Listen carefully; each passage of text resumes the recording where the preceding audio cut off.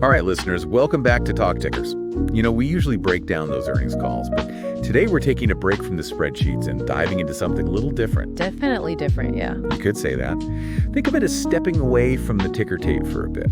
Today, we're exploring a world where the returns might not be dollars and cents, but something else entirely. The unknown. We're diving into the world of UAPs, or Unidentified Aerial Phenomena. Specifically, we're looking at that congressional hearing they held on November 13th. Exactly. And to help us navigate this, we have our expert with us. You know them, listeners. They can connect the dots like nobody else and make sense of even the most complex situations. I appreciate that. I'll certainly do my best. So for this deep dive, we're sticking to our usual format.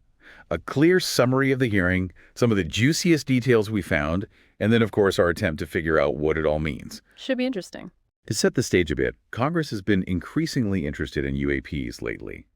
That led to the creation of AAR, the All-Domain Anomaly Resolution Office, right within the Department of Defense. This hearing, by the way, isn't a one-off. It follows similar hearings in 2022 and 2023, so it definitely feels like the momentum is building. Definitely. And it's not just Congress either. Public fascination with UAPs is undeniable. We had packed rooms at these hearings, tons of media coverage. Even folks like former President Jimmy Carter have shared their own UAP sightings. It's gone mainstream. For sure. So let's get into the meat of this hearing. Three key players really stood out. First, we have Ryan Graves. He's a former Navy pilot, the real deal, and he founded Americans for Safe Aerospace. Yeah, Graves' testimony focused on the sheer frequency of UAP encounters. He and other pilots experienced this during training exercises almost daily for a while, particularly off the coast of Virginia near Jacksonville. Hold on. So we're talking about trained pilots, people who know the skies inside and out, seeing things they can't explain. Daily. Almost daily for a period. And it wasn't just about what they were seeing, but the safety concerns, too. Graves described a number of near misses between UAPs and military aircraft. Okay, that's getting a little unsettling. We're talking about objects moving in ways that defy our current physics. That's a potential danger to anyone in the air, military or not. Definitely raises some serious questions about airspace safety and what we know about technological capabilities. Next up, we have David Grusch, a former intelligence officer who worked on the UAP task force. Now, his testimony was, well, to put it mildly, it was explosive. Explosive is a good word for it. Grusch alleged a pretty massive government cover-up regarding, get this, the recovery of crashed UAPs that he claims are of non-human origin. He even said the government possesses what he called intact and partially intact vehicles. Wait, back up for a second. Are we talking about crashed alien spaceships here? This sounds like something right out of a Hollywood movie. Yep. It does, doesn't it? But that's exactly what Grusch is implying. And he didn't stop there. He also testified about potential harm inflicted on individuals involved in these alleged programs. It gets pretty dark.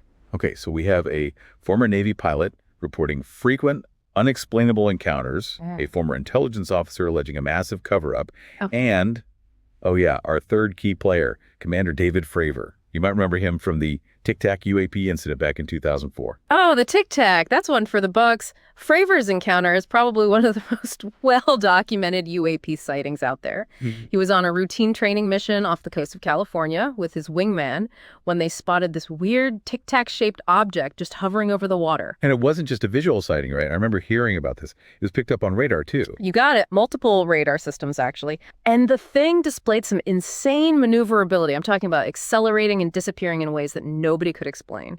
Seasoned pilots like Fravor were just baffled. Okay, so we have Graves, Grusch, and Fravor, three credible witnesses with very compelling stories.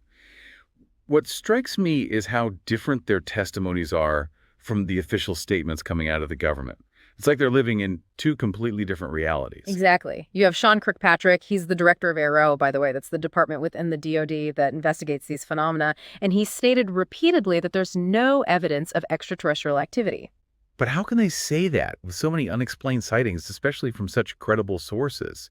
It feels like they're just dismissing all this evidence out of hand. A lot of people are asking that same question. Grusch, for example, argues that this lack of transparency is a big red flag. He suggests it points to a deliberate attempt to conceal information from the public. So it's a clash of narratives. The government sticking to their official line, and these witnesses claiming something much more out there. It's hard to know who or what to believe. It definitely is. It's like trying to decipher a puzzle with half the pieces missing. All right, so we've heard from these key players, seen this clash between their stories and the government's statements. Now, let's take a step back and think about the bigger picture. What if these claims are actually true? What are the implications? The ramifications are huge, potentially. Let's start with the most obvious: defense and aerospace. Imagine a world where we're reverse engineering technology from recovered UAPs. That could kickstart a technological arms race unlike anything we've ever seen. Yeah, forget hypersonic missiles. Now we're talking about What? anti-gravity propulsion, weapons that utilize unknown energy sources. That's a total game changer for any company working in defense or aerospace. Absolutely. Current investments in traditional defense technology, well, they could become obsolete overnight. And who knows what new players might emerge in this landscape. It's a whole new ballgame. It's like science fiction suddenly becoming reality and the market scrambling to catch up. But it's not just defense and aerospace, right? What about the energy sector? If these UAPs have propulsion systems beyond our comprehension, could that mean we're on the brink of discovering brand new energy sources? That's one of the most intriguing possibilities. What if these UAPs are utilizing exotic matter or harnessing energy from, say, the quantum vacuum? It would completely revolutionize our energy production and consumption. Okay, hold on. So oil and gas suddenly become relics of the past. Nuclear power gets pushed aside. That would be a seismic shift in the energy sector. Think about the investment implications. Talk about a portfolio manager's dream if they pick the right companies at the right time. It would be wild. But remember, this is all hypothetical. We're just exploring the potential scale of the disruption. Right, of course. But it's mind-blowing to consider. Okay, one more sector. What about materials science? Grusch mentioned recovered materials. Could this mean breakthroughs in materials we haven't even imagined yet? Definitely another area ripe for disruption. If these materials have properties we've never encountered, things like super strength, extreme heat resistance, even the ability to manipulate light or gravity, that would open up a whole new frontier in materials science. Companies that are barely on the map today could suddenly become the next industrial giants. Imagine that. Companies nobody's even heard of becoming the hottest investments on the market. It's a lot to wrap your head around. It really is. But we can't just focus on the industries, right? We have to consider the bigger picture, too. What happens to humanity's understanding of itself, our place in the universe, if we knew for sure that we're not alone? It's a question that goes way beyond the stock market, doesn't it? It really does. It goes to the core of who we are, our beliefs about the universe, our purpose. Philosophically and religiously, it would force us to reevaluate everything. It's almost too much to grasp, the sheer scale of it all. But hey, that's what we do here on Talk Tickers, right? We dive into the deep end, explore the unknown, even if it takes us beyond earnings calls and market analysis for a bit. That's right. We can't predict the future, but we can analyze the present and consider the possibilities. Speaking of possibilities, maybe it's time for a little "This is not financial advice" segment. Ooh, I like where this is going. So listeners, just for fun, let's put on our tinfoil hats for a moment. Let's say, hypothetically, aliens are real and this whole thing is about to explode onto the front page. What kind of crazy speculative trades would you be making? All right, let's get creative. Remember, folks, this is purely hypothetical, definitely not financial advice. But if I were a betting man, I'd be going long on obscurity. Going long on obscurity. What does that even mean? Think about it. If we're dealing with tech that bends the laws of physics, the companies in highest demand will be the ones specializing in advanced materials analysis, reverse engineering. These are the companies under the radar right now, but they'd be the ones trying to understand, maybe even replicate these alien technologies. So find those niche players in material science, the ones with deep expertise and stuff most of us can't even pronounce. Bingo. I'd also target companies with deep government contracts and emerging tech. I'm betting there'd be a surge in classified R&D spending. The government would be throwing money at anything that could help them understand and maybe counter these advanced capabilities. Okay, so that's going long. What about shorting? What would you bet against in this whole alien market scenario? If UAPs point towards completely different energy sources, well, traditional energy companies are in trouble. Oil, gas, even nuclear, they might all become obsolete if we unlock something like zero-point energy. Wow, shorting the entire energy sector. Bold move, even hypothetically. It is. And I'd also reevaluate holdings in companies that rely heavily on our current technology. Yeah. Think about it. If aliens have figured out faster than light travel, teleportation, a lot of our tech would become about as useful as a rotary phone. So we're talking about a potential collapse of entire industries. Transportation, communications, manufacturing, a complete paradigm shift. Exactly. It's Right. all hypothetical, sure, but a very thought-provoking exercise. It makes you think about how fragile our systems are and how quickly things could change if we encounter technologies that are light years ahead of ours. All right, listeners. Hope you enjoyed that little trip into the speculative side of the market. Remember, this is not financial advice, just a bit of fun with the what-if scenarios. But seriously, this congressional hearing, the whole debate around UAPs, it raises some profound questions. We're potentially talking about a paradigm shift in our understanding of science, technology, and humanity's place in the universe. A lot to digest. It is. It's important to approach all this with a mix of curiosity and a healthy dose of skepticism. Absolutely. Now, before we wrap up this part of our deep dive, we need to go back in time a bit. This whole government interest in UAPs, it's not new, right? Didn't they have Project Blue Book back in the day?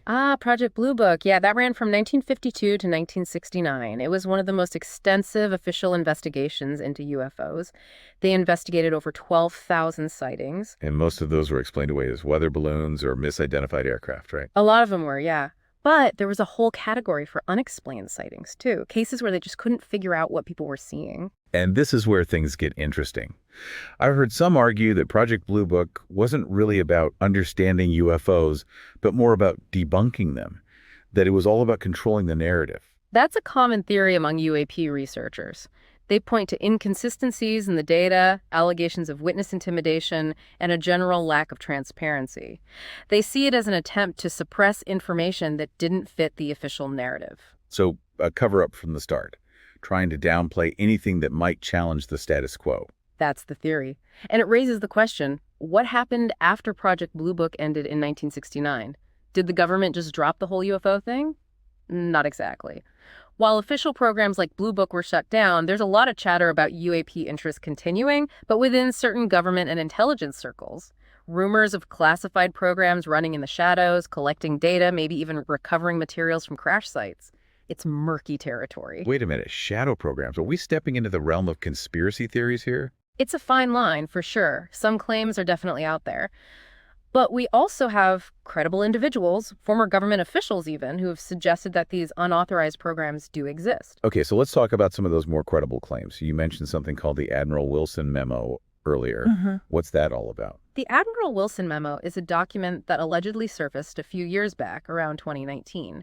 It supposedly details a conversation between Admiral Thomas Wilson, who was former DIN director, and Dr. Eric Davis, a physicist involved in UAP research. And what does this memo supposedly reveal? Well, according to the memo, Wilson claimed he was denied access to a program, one that was focused on reverse engineering materials recovered from UAPs.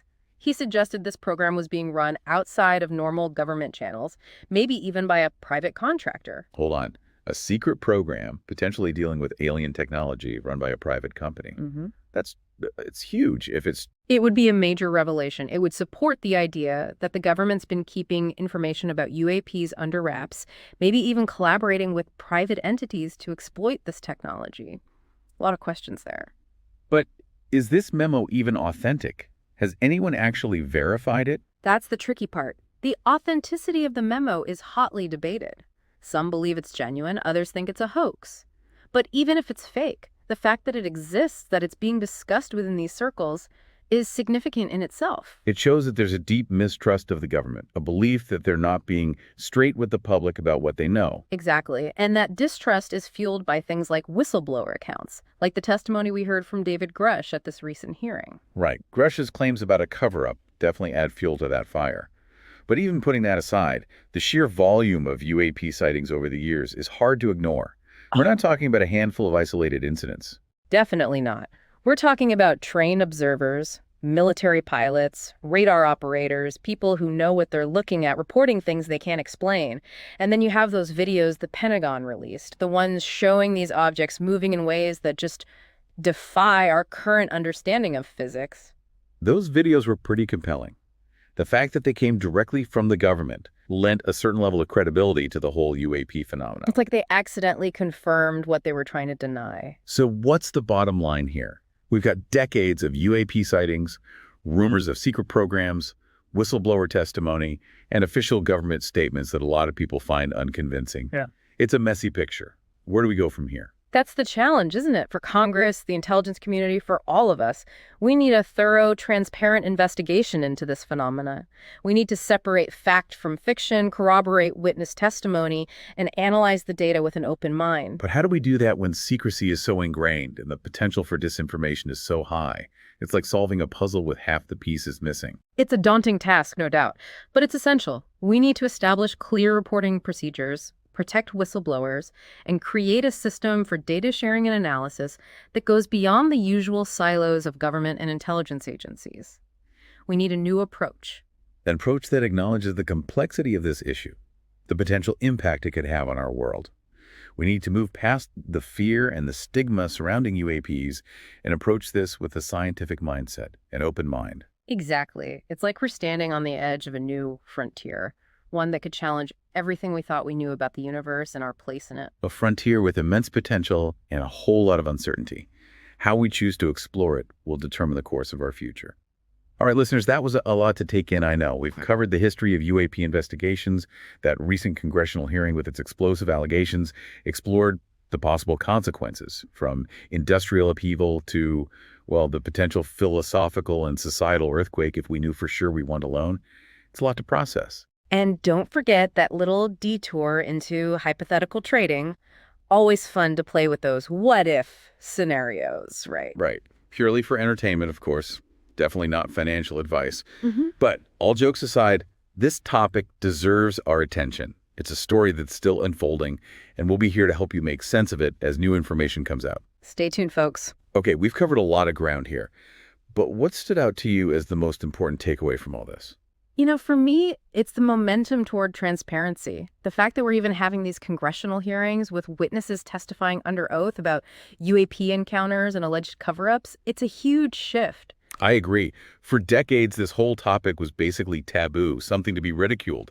Now we're seeing a genuine effort to investigate these phenomena, and there's a real push for answers, both from the public and lawmakers. It's like the conversation is finally shifting from, are they real, to, okay, what are they and what do they want? Right.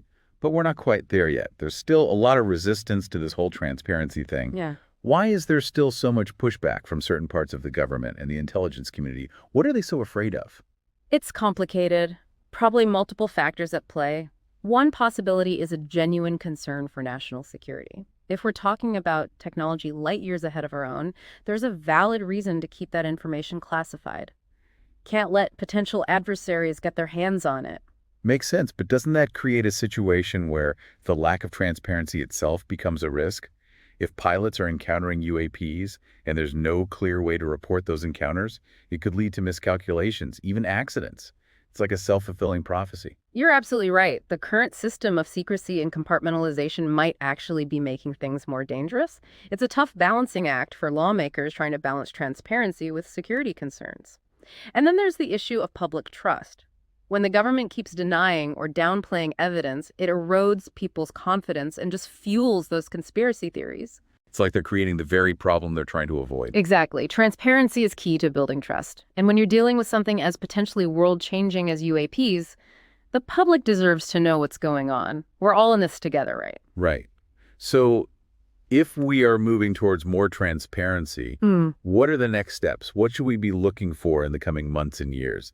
What will tell us if this is real progress or just more smoke and mirrors? Well, keep an eye on the implementation of those new reporting guidelines for UAP encounters. Remember, Congress tasked the Pentagon with creating a more robust, streamlined reporting system, one that encourages witnesses to come forward without fear of being ridiculed or punished.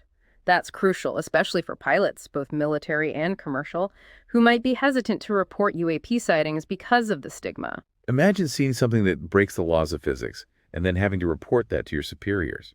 I can see why some people might hesitate. Absolutely. The other key thing to watch is the work being done by AARO. They're the ones tasked with analyzing all the UAP data from all sources, military, intelligence, even civilian organizations. And they have more authority and resources than any previous UAT investigation, right? So maybe they'll actually get some answers. Let's hope so. Congress has also mandated that AARO provide regular updates on their findings, so we should be hearing more from the government about what they're learning. So maybe, just maybe, we'll start getting some real answers. About time. Fingers crossed. But it's important to remember that this is complex stuff. We're dealing with the unknown here. Even with more transparency, there's no guarantee we'll have all the answers anytime soon. This is a long game. True, we need to be patient, but we also need to hold our government accountable. They need to keep investigating and keep the public informed. I agree.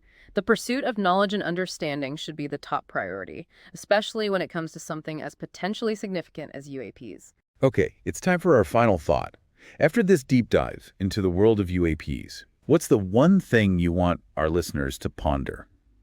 What should they be thinking about as they go about their day? Maybe looking up at the sky a little more often. What if the most valuable returns in the coming years aren't measured in dollars and cents, but in expanding our understanding of the universe, our place within it? What if the greatest discoveries aren't found on a balance sheet, but in the vast unknown beyond our planet? I love that. A great reminder that there's more to life than just the bottom line. The pursuit of knowledge and exploration should always be a driving force. Well, listeners, hope you enjoyed this detour from our usual earnings call analysis. It's been a fascinating, sometimes mind-boggling journey into the world of UAPs. Thanks for joining us on this deep dive. Definitely check out the source material for yourselves and keep those minds curious. Who knows what we'll discover in the years ahead? Until next time, stay curious. It's amazing how much this idea of government secrecy around UAPs has taken hold. It's practically a cultural phenomenon now. You're not wrong. Like everyone's waiting for some big reveal any day now.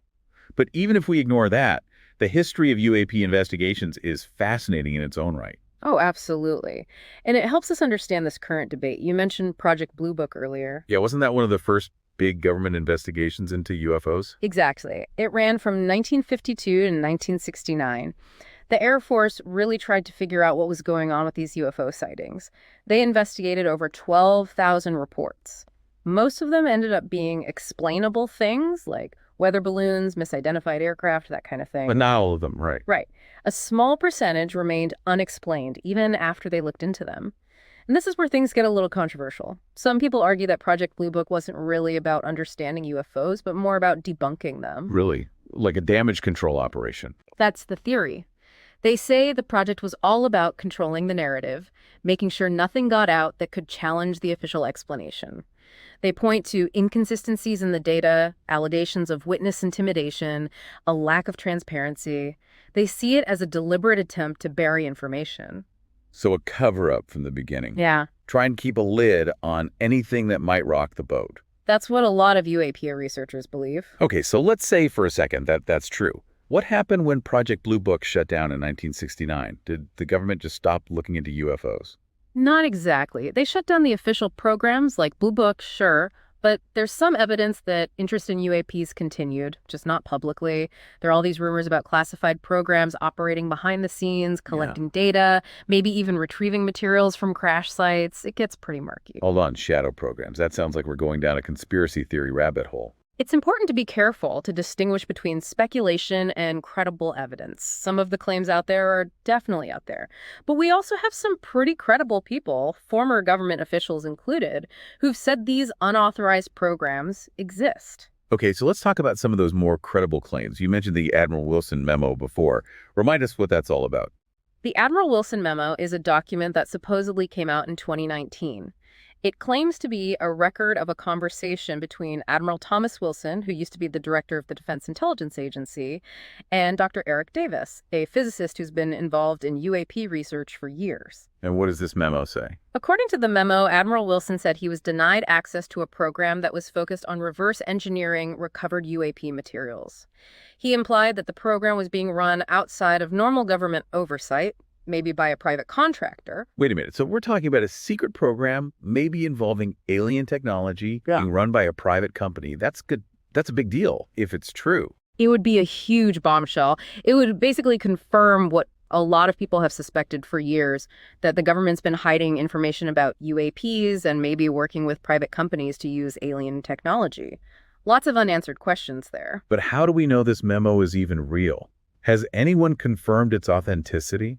That's the problem. The memo's authenticity is a big question mark. Some say it's legit, others say it's a fake. But even if it's fake, just the fact that it's out there, that people are talking about it in these circles, means something. It reflects a deep distrust of the government, this belief that they're not being straight with the public about what they know. It's like the more the government tries to shut down this conversation, the more it fuels those suspicions. Exactly. And that lack of trust is just amplified by things like the whistleblower testimony from David Grusch at the recent hearing. It's a vicious cycle. Yeah, his claims about a cover-up really feed into that. But even if we ignore that, think about all the UAP sightings we've had over the years. It's not just a few random incidents. It's a pattern. And these aren't just random people reporting this stuff. We're talking about trained observers, military pilots, radar operators, people whose job it is to identify things in the sky. And they're seeing things they can't explain. And then you have those videos the Pentagon released showing objects doing things that seem impossible. Those videos were hard to dismiss. The fact that the government released them gave the whole UAP thing a level of credibility it didn't have before. It's ironic. It's like they inadvertently confirmed what they were trying so hard to deny. So where do we go from here? Decades of UAP sightings, rumors of secret programs, whistleblower claims, and government statements that a lot of people just don't believe. It's a confusing situation. What do we do with all of this? It's a big challenge for everyone, Congress, the intelligence community, even just regular people trying to make sense of it all. We need a real transparent investigation into this. We need to get past all noise and figure out what's real and what's not. We need to corroborate the witness testimony, analyze all the data, and do it all with an open mind. That sounds good in theory, but how do you actually do that when everything is so secretive and the potential for misinformation is so high? It's like trying to put together a puzzle with half the pieces missing. It's a tough job for sure, but it's got to be done. We need to have clear procedures for reporting UAP encounters. We need to protect the whistleblowers who come forward, and we need to create a system where different government agencies can actually share data and work together to analyze it. We need a completely new way of approaching this. So a system that recognizes just how complex this is, how much potential it has to impact, well, everything. We need to get past all the fear and stigma associated with UAPs and treat this like the scientific mystery it is. Exactly. It's like we're standing on the edge of a new frontier, one that could change everything we think we know about the universe and our place in it. A frontier with huge possibilities, but also a lot of unknowns. And the way we choose to approach it, that'll shape our future. Listeners, I know that was a lot of information to process. We went through the history of UAP investigations, that wild congressional hearing, talked about the potential ramifications, everything from industry disruptions to, well, the philosophical and societal earthquake that could happen if we knew for sure we weren't alone. It's a lot to take in. And let's not forget that fun little side trip into hypothetical trading scenarios. Right. Purely for entertainment, of course. Definitely not financial advice. But all jokes aside, this is a big deal. This is an ongoing story, and we'll be here to help you understand it as it develops. Now, let's bring things back to the present. What were your big takeaways from that recent congressional hearing? For me, it was the tone of the hearing. It felt different, more urgent, like everyone finally realized this is something that can't be ignored anymore. And that shift in tone, that's a big deal. Yeah, I felt that too. It felt less like an information gathering session and more like the start of a real serious discussion. Right. A discussion that's long overdue. For decades, this was a topic that was taboo, something to be ridiculed. But now we're seeing a real effort to investigate, and there's this growing demand for answers from both the public and from lawmakers. It's like we're finally acknowledging that something is going on here that needs to be looked at. Yeah. And that's a huge step forward. But are we actually any closer to getting answers? That's the big question, isn't it? But this push for transparency, I think that's a real turning point. And it's not just in the U.S. Other countries, like Canada, they've been holding their own hearings on UAPs. It feels like a global shift. Like the world is waking up to the possibility that we might not be alone in the universe. And with that realization comes a whole bunch of new questions. Okay, so we're seeing this move toward transparency, but we're still seeing a lot of resistance. Why are parts of the government and the intelligence community still pushing back so hard? What are they so afraid of? It's a tough one to answer. There are probably a lot of reasons. One possibility is they're genuinely concerned about national security. If we're dealing with technology that's way more advanced than ours, it makes sense to want to keep that information secret. They don't want our enemies getting their hands on it. I get that. But isn't there also a danger in keeping things so secret that we can't even understand the potential threat? What if the lack of transparency becomes a national security risk in itself? That's a great point. If our pilots are encountering UAPs and they don't have clear protocols for reporting them or understanding what they're dealing with, it could lead to mistakes, even accidents. This whole system of secrecy and compartmentalization might actually be making things more dangerous in the long run. It's a real dilemma for lawmakers, how to balance transparency with national security. And then you have the whole issue of public trust. When the government keeps denying or downplaying evidence, it just makes people suspicious. It feeds into all those conspiracy theories. That's right. Transparency builds trust. And when we're talking about something as potentially transformative as UAPs, the public deserves to be kept in the loop. We're all affected by this, right? Definitely. So if we're headed towards more transparency, what are the concrete steps? What should we look for in the next few months, the next few years? How do we know if this is real change or just more of the same? We'll keep an eye on how they implement those new reporting guidelines for UAP encounters. Remember, Congress told the Pentagon to create a better reporting system, one that encourages people to come forward without fear of reprisal. That's especially important for pilots, both military and commercial. They need to feel comfortable reporting UAP sightings without worrying about their careers.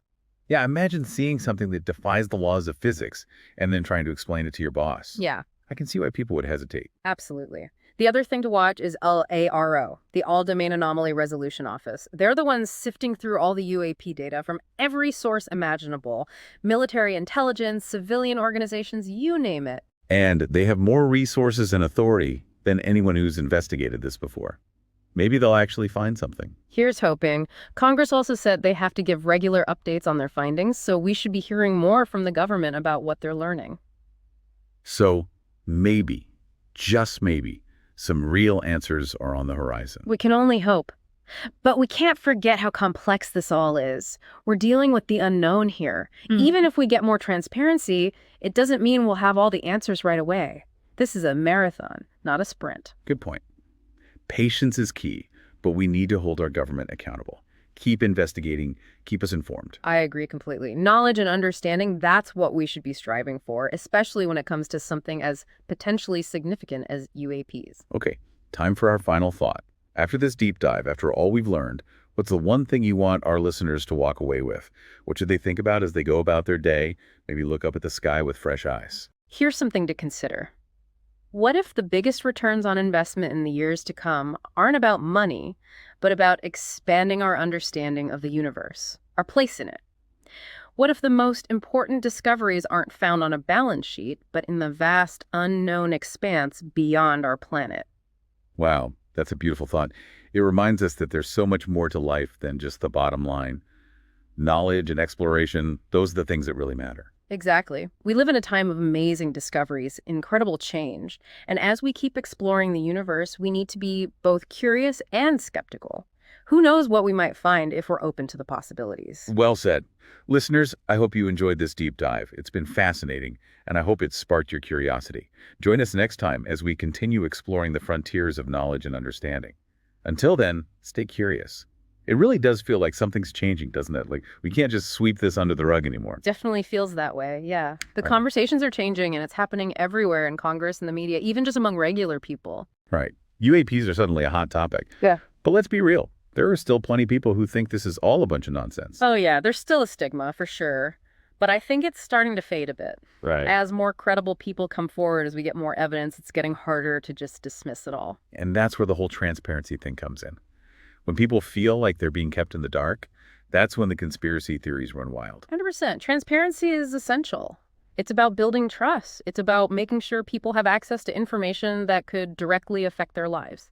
I mean, if these UAPs really are as advanced as some people say, the implications are massive for everyone. Right. We've talked about the potential impact on industries, defense, aerospace energy materials, science. But what about the bigger picture? How would the world react if we knew for sure that we're not alone? It's a question that's been around forever. Philosophers, science fiction writers, they've all tackled it. And now we might actually have to face it for real. It's kind of mind-blowing, isn't it? Our whole understanding of ourselves, our place in the universe, it could all be flipped on its head. It's a big concept for sure, but it's exciting too. Think about what we could learn from a civilization that's maybe thousands or even millions of years ahead of us. It'd be like opening a whole new chapter in human history. And the technology, the scientific advancements we could make if we could tap into that knowledge. The possibilities are endless, but we have to be careful too. Contact with another civilization, it's not all good. It could be dangerous. We need to be prepared for that. It's not all sunshine and roses, that's for sure. But even with the risks, The curiosity is there, and it feels like we're finally starting to do something about it. We are. The push for transparency is a big step. And the work ARO is doing, that's encouraging too. They're really dig into this stuff, and they have the resources to do it right. Okay, so let's say ARO does find something truly groundbreaking. How do we as a society deal with that kind of information? That's the million-dollar question. Nobody really knows the answer, I think. It would depend on what they find, of course, but it would have to be a global conversation. We'd have to rethink our place in the universe and be ready to adapt to a whole new reality. We'd need to rewrite a lot of textbooks, that's for sure. Probably. But that's what makes science so exciting. It challenges what we think we know. It pushes us to expand our understanding. It makes us wiser. Well said. Well, listeners, I think that brings us to the end of our deep dive into the world of UAPs. I don't know about you, but I'm feeling a mix of excitement and awe right now. Me too. It's definitely a topic that gets you thinking. It does, and I think that's the most important takeaway from all of this. Stay curious, keep asking questions, and never rule out the possibility that there's more to our universe than we currently understand. Couldn't agree more. So until next time, keep your eyes on the skies, listeners. Who knows, maybe we'll have even more to talk about in our next deep dive.